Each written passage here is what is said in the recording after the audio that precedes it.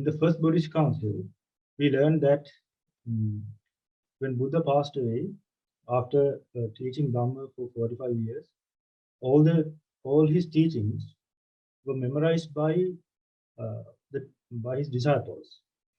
And at the first Buddhist council, after the passing away of the Buddha, 500 of foremost arahants got together, and they did the first Buddhist council. That's where they organized all the teachings of the Buddha into this 3 pitakas, that means 3 baskets.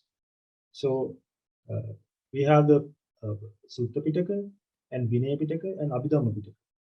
In Sutta Pitaka, it has main teachings of the Buddha, and the Vinaya Pitaka is the disciplinary code for the monks and nuns, and Abhidhamma Pitaka is the higher doctrines, basically about the mind.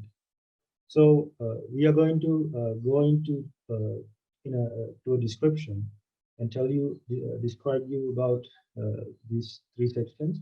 So Abhidhamma means the higher doctrine, higher teaching of the Buddha. So actually Buddha taught Abhidhamma at his 7th rains retreat. That means from after about 6 years from his enlightenment.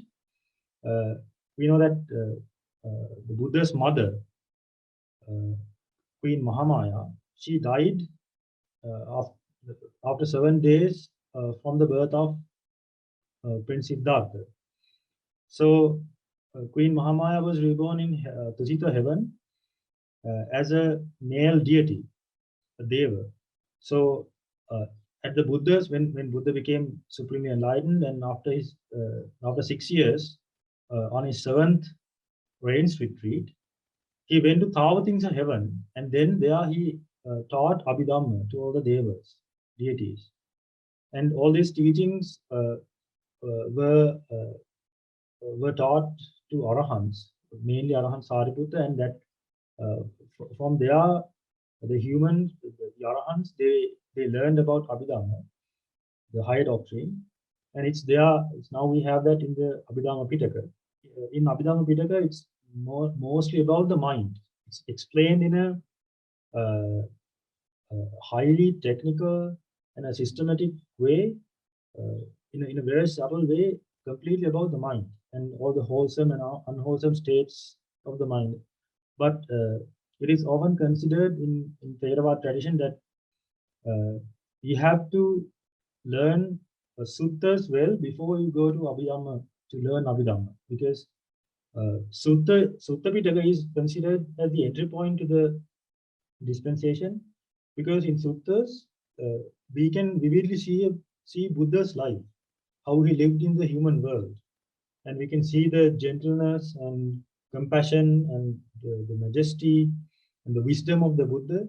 We can see Buddha in a living dialogue with people at the time of the Buddha, at the ancient Indian society.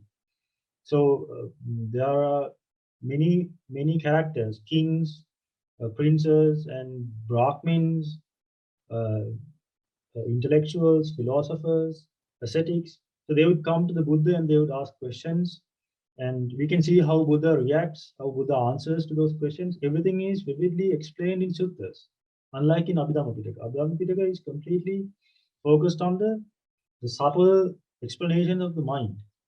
So it is better to learn the suttas first and get a thorough knowledge of the Four Noble Truths and the path we have to practice in order to escape from suffering.